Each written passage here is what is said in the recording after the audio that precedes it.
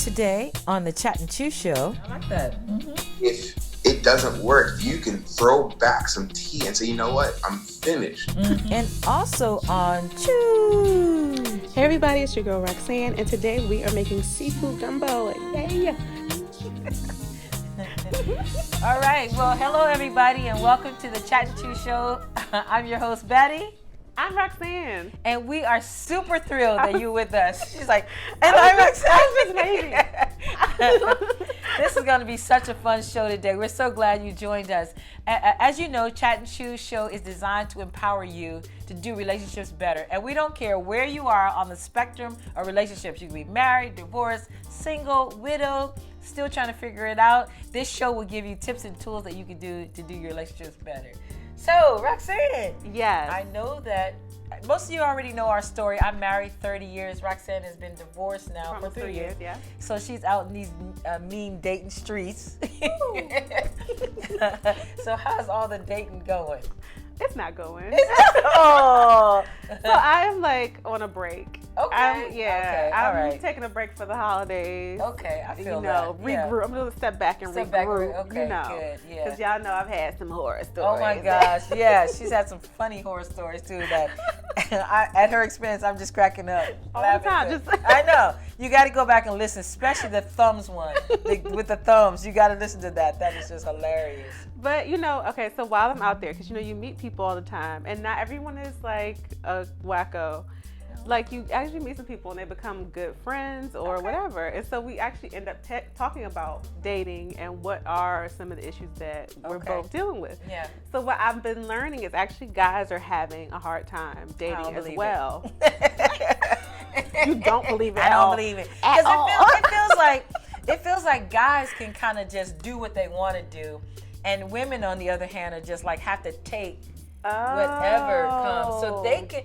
To me, it feels like guys can just get out there. I'm gonna date this one. I'm gonna date that one. Date one. Then see which one fits. But I used to feel that way. Really? Yeah, but like I've been learning, it's a misconception. Yeah. Because I think if you think about it, we all affect each other. That's anyway, true. And we, as much as we all talk about how the other one's doing this and the other one's doing that, yeah. like we're all affecting each other. Yeah. And so we adjust and affect each other again. That's and true. adjust. And so like one of the things, for instance, somebody was telling me recently was that he's been going out and doing the online dating thing too. Okay. But it's expensive because what he's learning is that some women are dating him just to get a free meal. What? That's crazy. Yes. You're gonna go out with a stranger to listen. How about you can buy your own meal? That's how I feel about it. Why would you do that? Yeah, he said he can tell there's some people that he goes out with and he knows that they have a date on Friday. They're going to get a free meal. They're going to go somewhere else, fun Saturday during the day. And like they have a whole weekend paid for by guys that they've been dating online. And they'll find like something really small, like at the end of the day and be like, oh, I didn't like the way you did that. Like, I don't like the way you drink water. Yeah. It just tells me something about your character. Oh my God. And it's like they never see them again. And it's like, oh, wow, they just wanted a meal. A meal. Oh my. Well, it is tough out there. It's me in these streets. So today we actually have someone here to give a male perspective. Okay. So when we get back, we'll talk to him. Okay. Stay tuned. All right.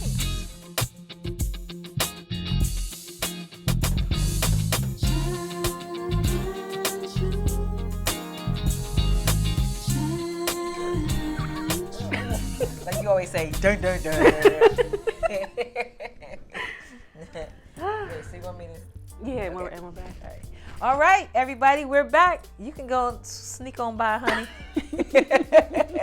My husband of 30 years. All right, well, we're back now, and we have a special guest today who is joining us on Via satellite. I've always just wanted to say that. He's joined via satellite. I don't even know what that means. No one's probably joined via satellite since like 1985. There but you still, go. I've always wanted to say that. Yeah. A satellite somewhere is bringing him in. I know. It's true. Cool. All right. So we have with us, sorry, I got caught up on the satellite thing. So we have Edward joining us. Welcome, Edward, to the show. Welcome. I'm welcoming you. Thank you. That's good. We're glad to be welcomed by you. Yeah. Cool. So Edward, you and Roxanne are friends. You guys are good friends.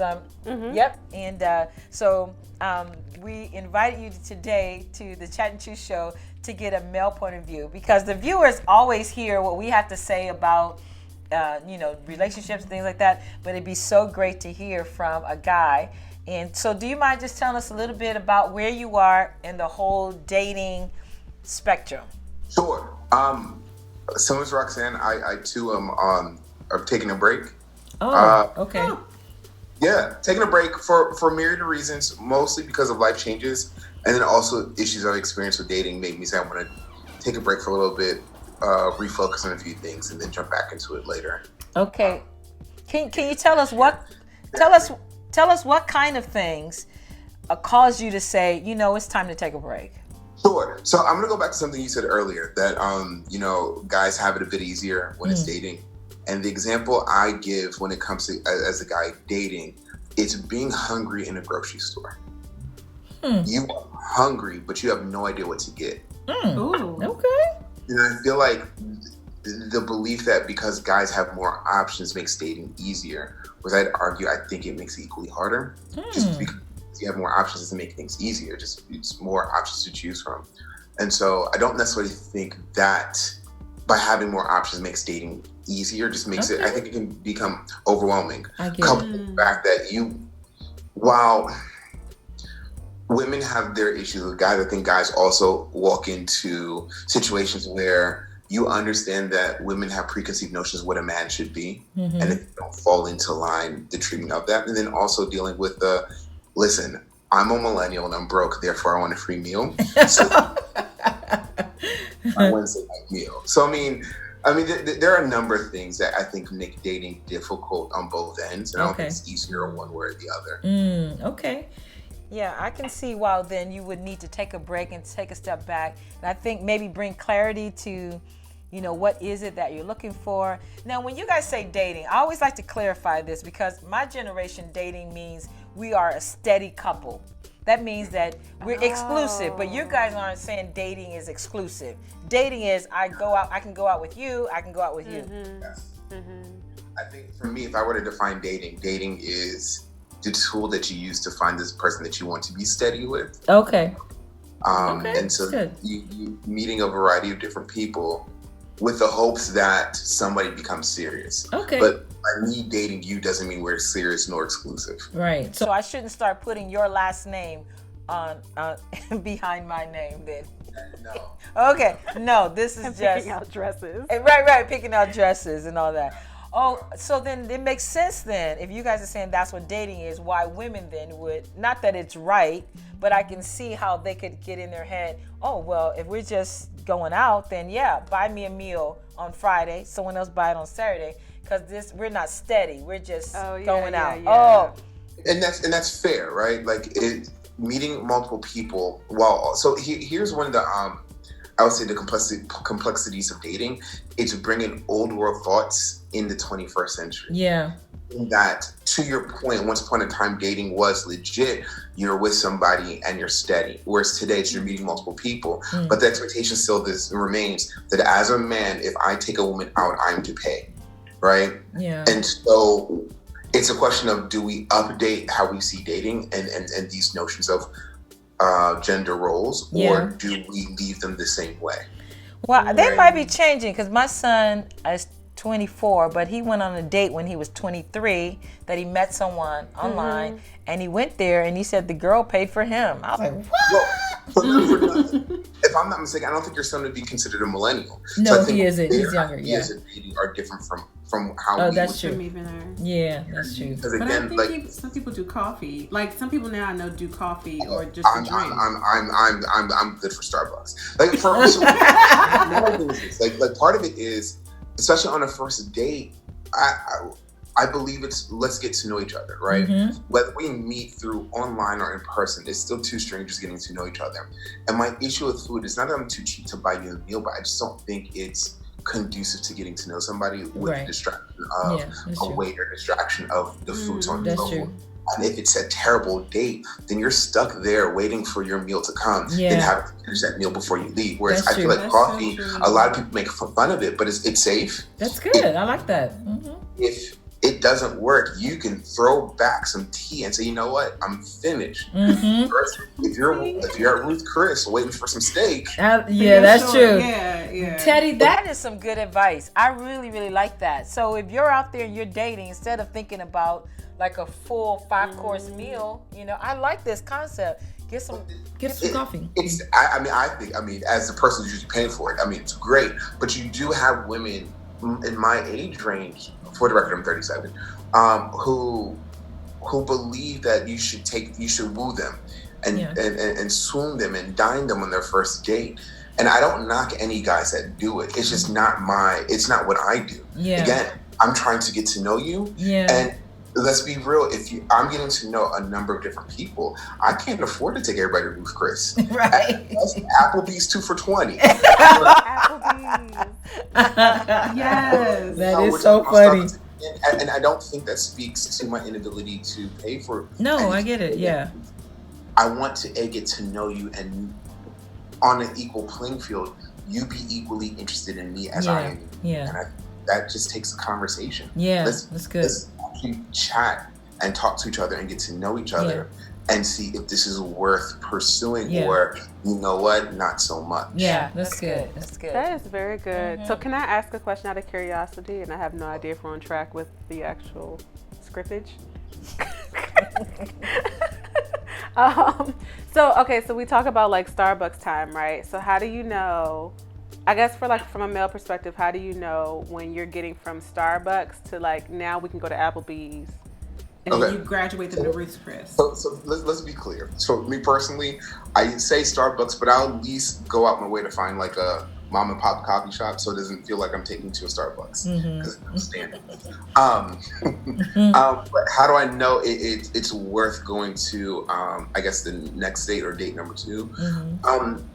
A good friend of mine a long time ago told me that in dating or trying to find a life partner, you want to find somebody that's fascinated in you, that you're fascinated in, who's also equally fascinated in you. And I think in going to a low pressure environment like coffee or whatever the case is, you can easily tell if there's mutual attraction, if it's one-sided or it's no-sided. And for me, whether I can tell you're interested or not, if I'm fascinated in you, I would definitely say, let's do this again. Let's go somewhere else. I think the problem is there's a lack of honesty sometimes on both sides. Yeah. Where people don't want to say I'm interested. And so I'm going to give you a more realistic example and not the extremes. A realistic example, I think more often than not, people meet actual good people, good personalities, good people on paper, good people and everything, but there's no mutual attraction. There's no chemistry. And I think once you reach a certain age and trying to keep up with the Jonas, so on and so forth, there is this pressure of, well, they're good enough, I might as well. And I've just never believed in the might as well. Either connection or we don't. And when I look at my friends who are either unhappily paired or divorced, one of the reoccurring things I hear is this might as well. Like, I did this, I might as well be married. I might as well be this person. Wow, that is good. Okay. I like that. So let's pause for a second and take that in. So you are with someone, and women they do this all the time. It's like you're with someone and you think, well, this is probably all. I might as well just go for it. As opposed to waiting for what you've already set a standard for. Yeah, that's true. I think the problem is, if we go back a generation, right?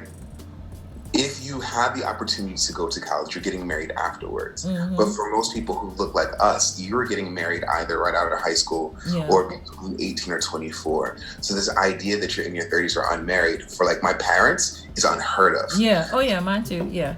My generation is something that we're coming to grips with, but the reality of the situation is it doesn't take away from the pressure of, you need to pair off or something's wrong with you if you don't.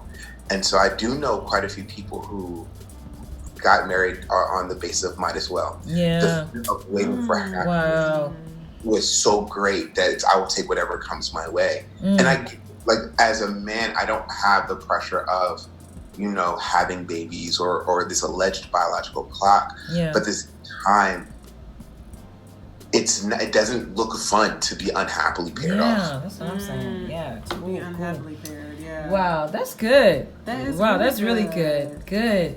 I think Teddy said 2 big things, and we're going to be taking a break here in a second, but go for coffee first or tea. He said throw some tea back. I'm good.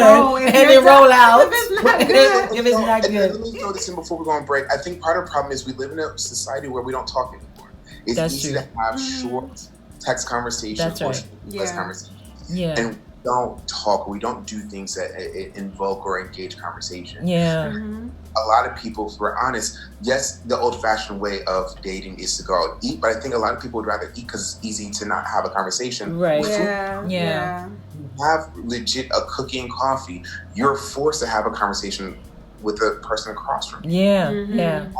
I get wanting to be wine, but I argue if you find the right person, you will have a lifetime to be wine. Build up to that. But first, I think that is huge for people who are listening, single, and you're trying to figure that out. That's good. And then this whole idea of dating is we're not, just because we go on a date doesn't mean we're in a long-term relationship. Right. Especially in my generation. They're like, oh, I'm about to put your last name on my first name, and then we're about to get married, and you've only talked on the phone. And now I'm Mrs. Well, and it's like if you have a checklist and they check off things. Oh my. Because you're like, oh, he got a good job. He's doing this. He's doing that. Yeah. And you're like, check. Yeah. Okay. I might as well. Right. I might as well. Practice the last name. You can practice, check off your check boxes. But I think the reality situation is, I think dating is no longer exclusive. I think you need to walk in any situation, whether you're practicing last names or not, knowing that this isn't exclusive. And until it becomes exclusive, this has the ability to end on both ends. I into somebody, and it's like, I'm not into you.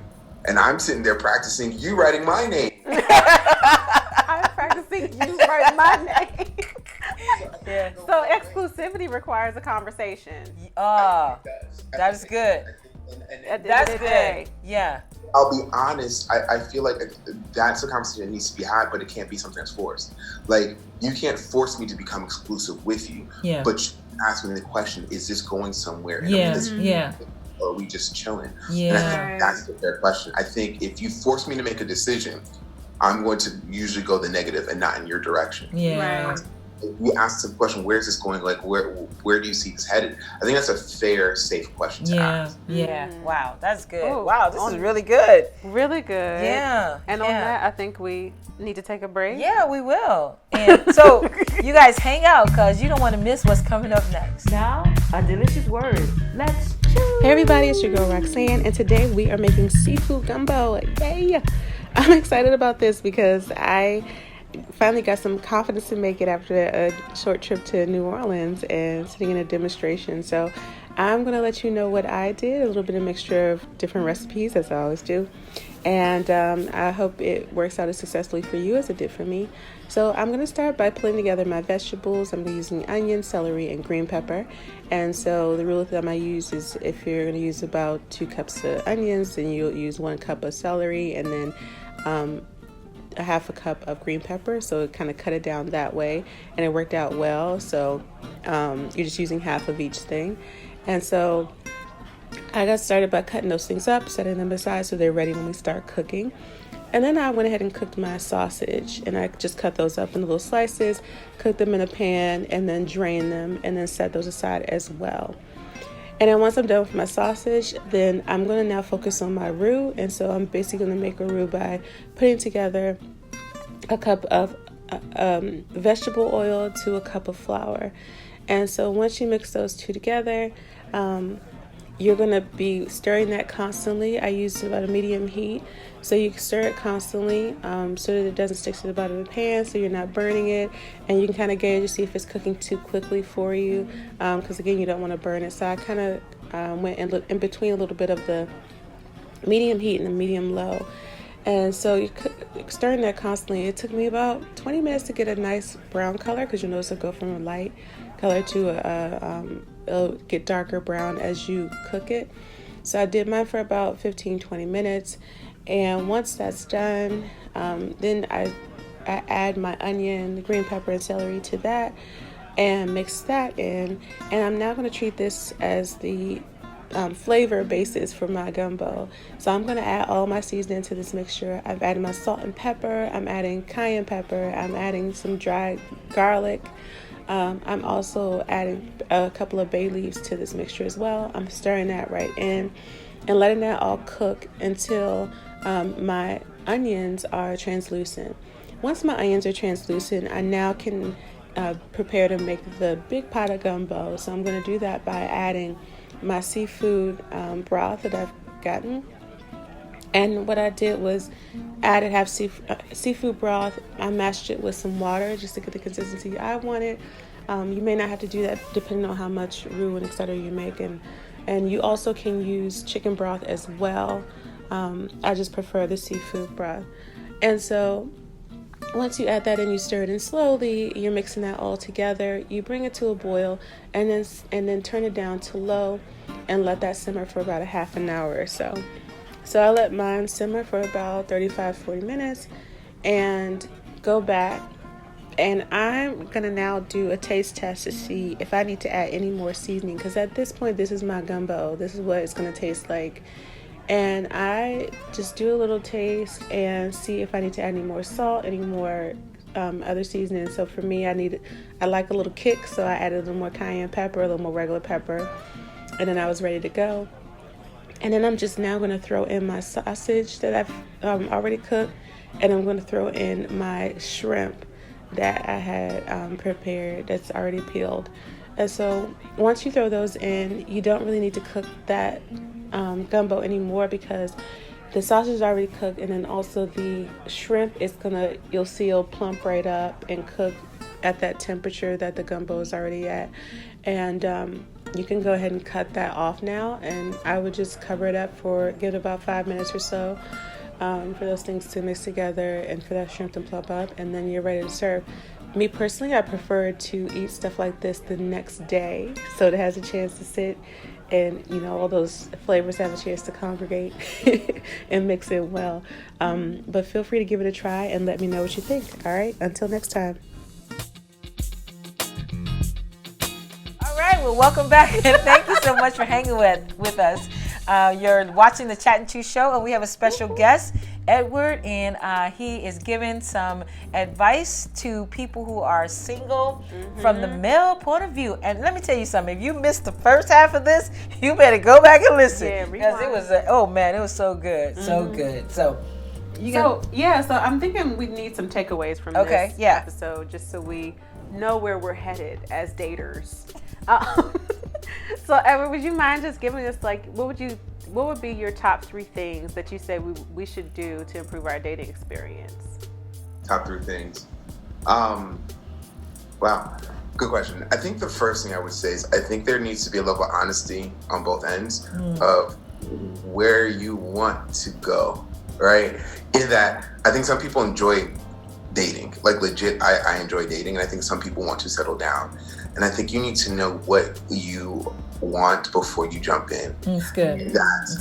I've been the person who dated who didn't want to settle down and wasted people's time. Wow. And I'm on the other end of women who were dating but weren't quite sure what they were looking for. And I think when it comes to dating, I think you need to be honest with yourself. Do you want to settle down? Do you want to play the field? Do you want to just experience life? And I think that can save everybody a lot of time. Just know what you want. I think the second thing, as a guy, I would say, I think there needs to be a level of honesty. I think you should be able to be upfront with whomever you're dealing with, for lack of a better phrase, and say, listen, I'm looking to settle down. I am seeing multiple people. You might be the person on the side. Like, I think... That's too... Okay, you might be the person on the side. Well, heck yeah, then buy me a dinner. As a guy, I think the honest you are, you give the woman you're dealing with the opportunity to make a decision based on her life choices. Because the reality situation is there are women who want to settle down. There are women who want to play the field. And there are women who are comfortable with being on the side, which is a completely different conversation. Right.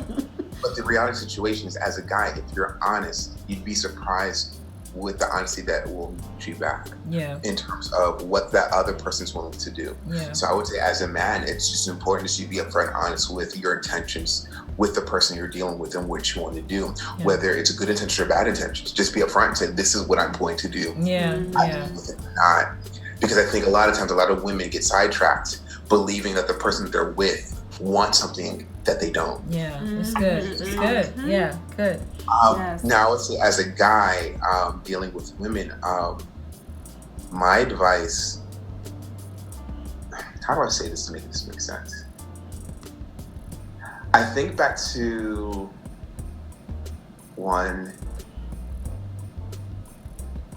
three of my dating experiences.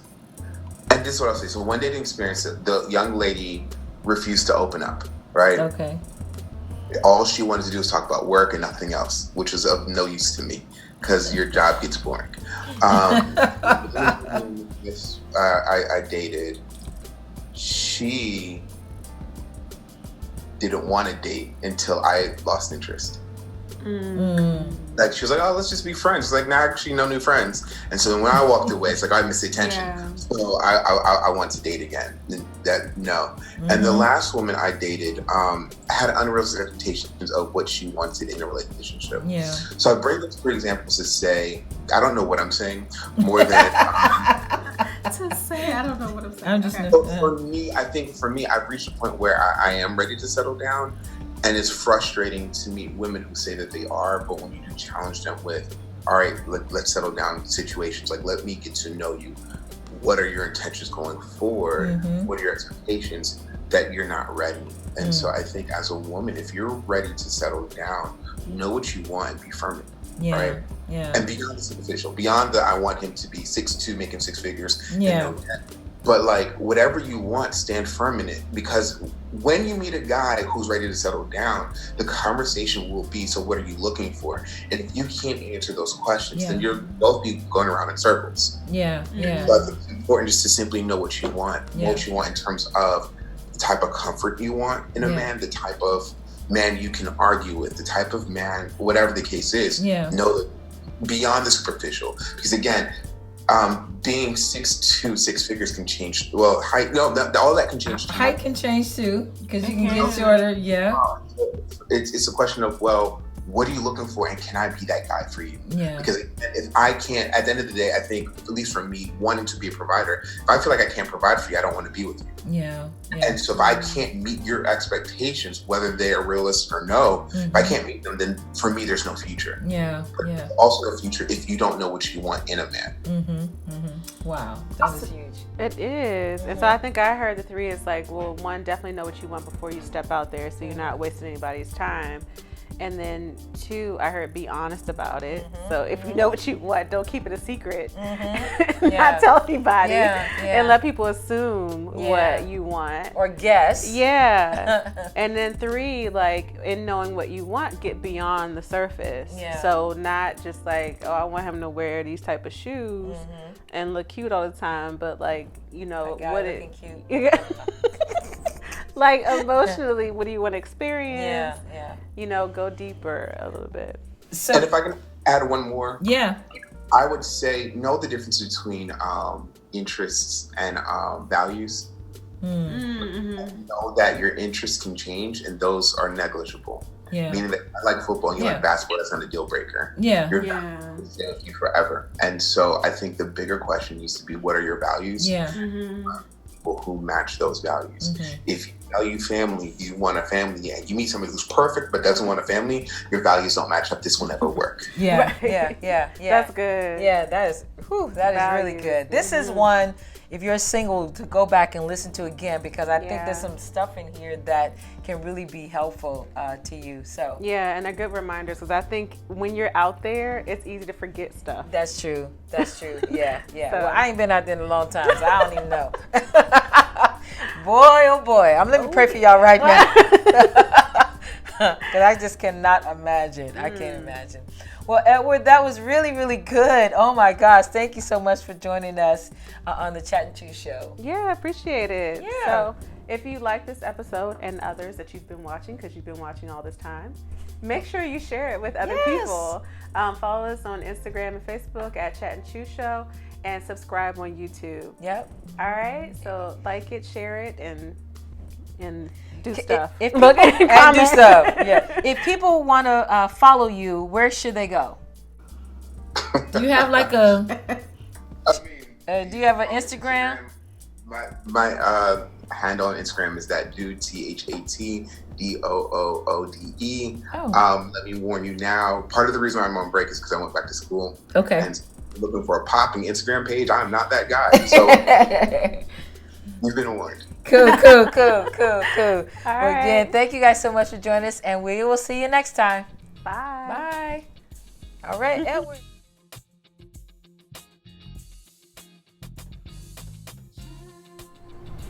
This show was brought to you by the Chat and Chew Company. Music by Elwood Jones. Lyrics by Roxanne. Bring a Chat and Chew live event to your organization. Contact us at chatandchewshow@gmail.com.